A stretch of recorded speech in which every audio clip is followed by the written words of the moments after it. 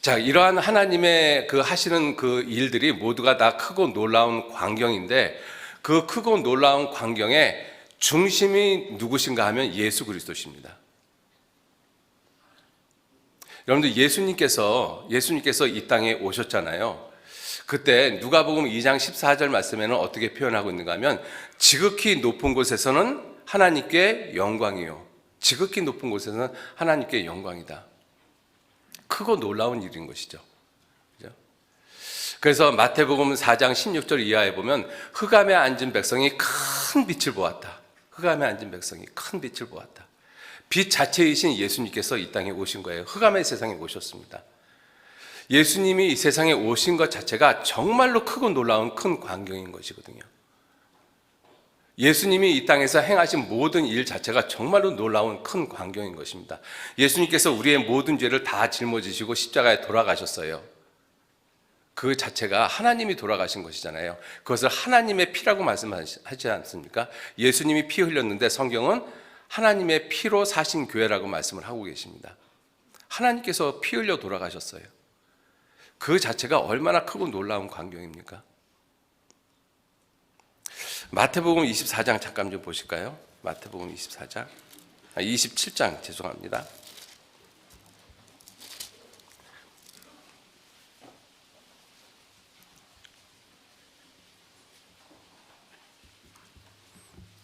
마태복음 27장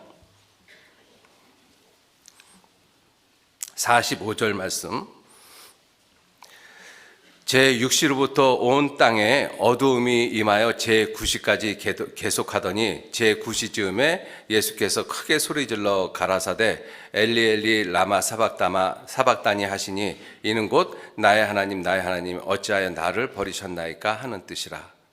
자, 그리고 예수님이 그 영혼이 떠나가실 때 50절 말씀, 예수께서 다시 크게 소리 지르시고 영혼이 떠나시다. 이에 성소의 휘장이 위로부터 아래까지 찢어져 둘이 되고 땅이 진동하며 바위가 터지고 무덤들이 열리며 자던 성도의 몸이 많이 일어나되, 예수의 부활 후에 저희가 무덤에서 나와서 거룩한 성에 들어가 많은 사람에게 보이니라.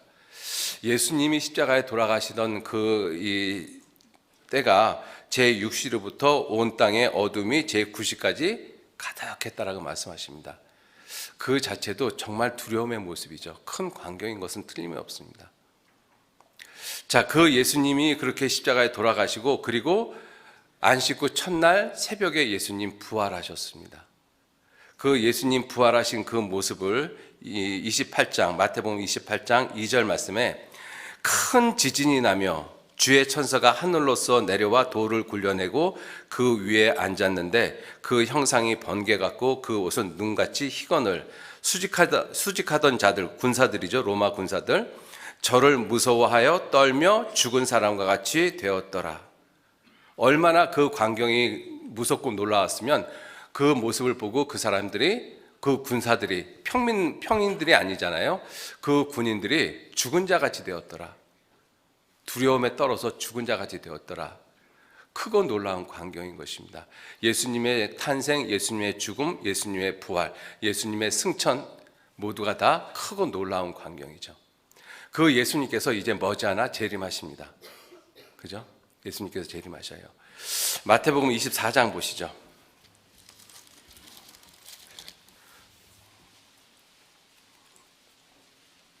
마태복음 24장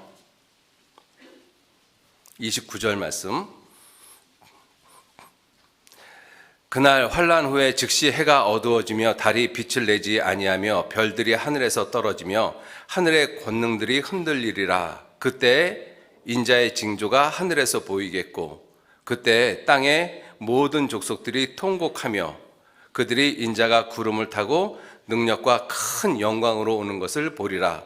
저가 큰 나팔 소리와 함께 천사들을 보내리니 저희가 그 택하신 자들을 하늘 이 끝에서 저 끝까지 사방에서 모으리라. 택하신 자들을 하늘 이 끝에서 저 끝까지 사방에서부터 모을 것이다. 예수님 공중 재림하실 때 휴거라는 사건은 반드시 일어납니다. 성경은 그것을 분명히 말씀을 하고 있죠. 40절 말씀.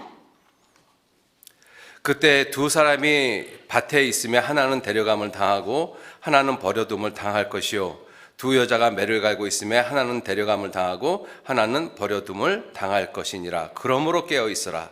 어느 날에 너희 주가 임할는지 너희가 알지 못함이니라.